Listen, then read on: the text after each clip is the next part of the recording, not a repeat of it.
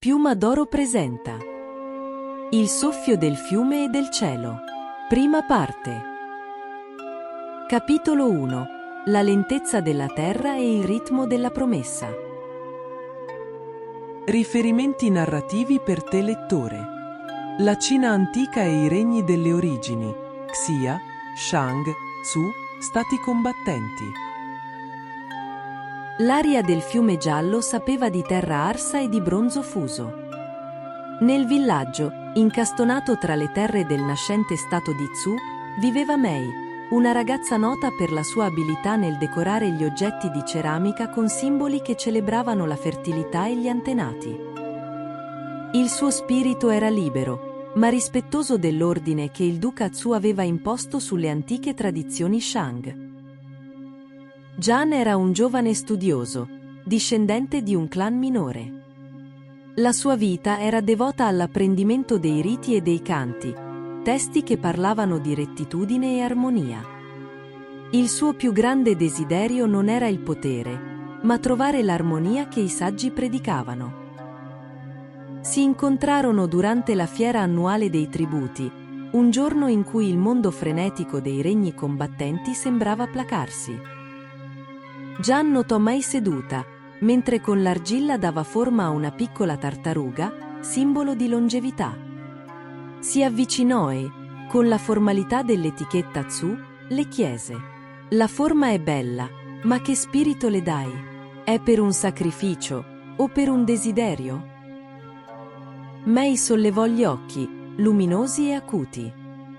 «Le do lo spirito della pazienza», rispose, «affinché impari a muoversi lentamente, perché la fretta conduce alla guerra. Io non desidero la vittoria per il mio stato, Jian, ma il tempo di finire i miei vasi».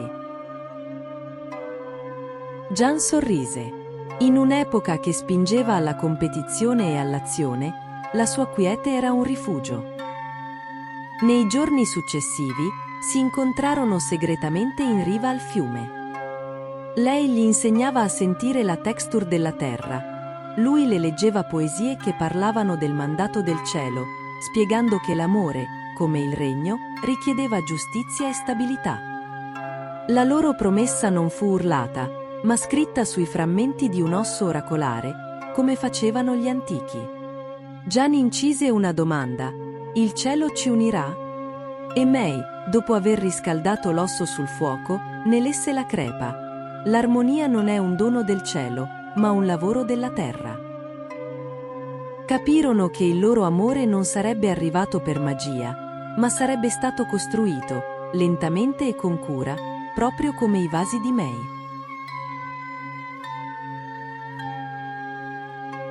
Capitolo 2. La misura universale del cuore. Riferimenti narrativi per te lettore.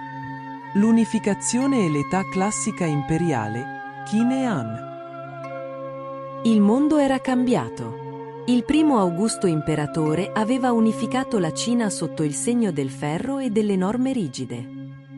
Mei e Jian, ora sposati, vivevano nella nuova era della dinastia Han, dove l'impero era vasto e la burocrazia regolava ogni cosa.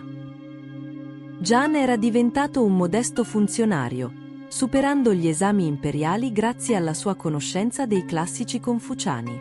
Il suo lavoro consisteva nel misurare e standardizzare i pesi e le misure del grano, assicurando che l'ordine di Chang'an raggiungesse anche la provincia.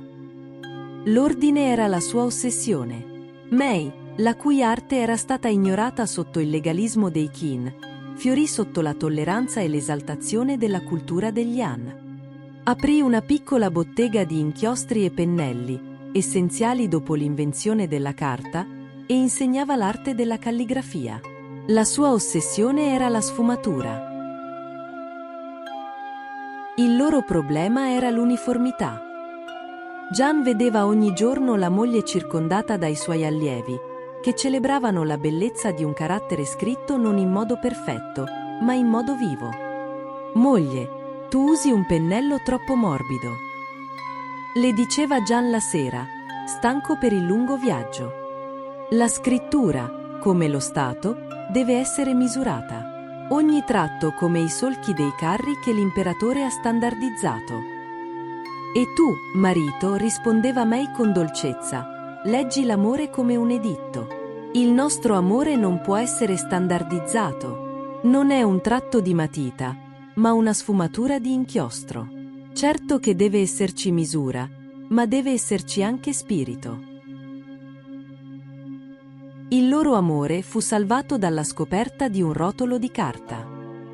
Mei lo aveva fatto apposta per lui, una mappa dettagliata della sua provincia, non disegnata con linee geometriche e rigide, ma con pennellate vibranti che mostravano i fiumi come vene e le montagne come rughe sul volto di un saggio. Jiang capì. L'efficienza dell'impero era necessaria, ma lo spirito, il tocco umano, rendeva l'ordine sopportabile e bello. Il loro amore divenne il perfetto connubio Han, la sua integrità confuciana unita alla sua creatività artistica.